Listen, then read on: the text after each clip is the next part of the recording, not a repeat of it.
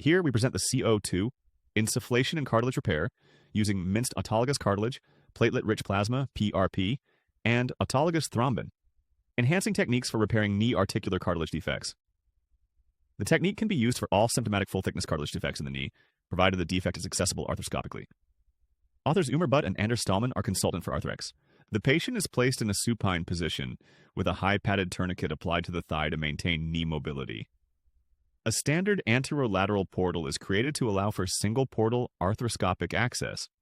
Under direct visualization, an 11-blade scalpel and a hemostat clamp or blunt trocar are used to establish the anteromedial portal while minimizing trauma to the capsule and reducing the risk of leakage.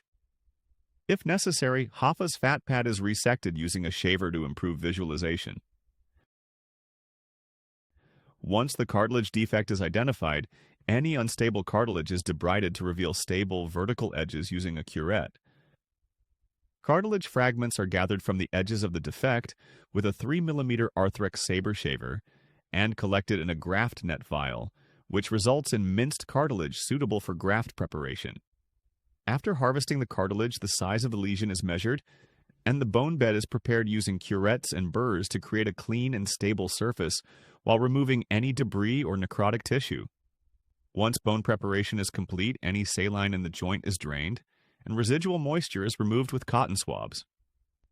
CO2 insufflation is then initiated through the arthroscope, using a laparoscopic insufflator set to 20 mm of mercury pressure and a flow rate of 20 liters per minute, establishing a dry working environment essential for accurate graft placement. Minced cartilage chips are mixed with 0.5 to 1.0 milliliters of platelet-rich plasma, PRP, for a cohesive consistency. The graft is gently spread with a spatula to fill approximately 80% to 90% of the defect height without the need to match the surrounding cartilage level completely.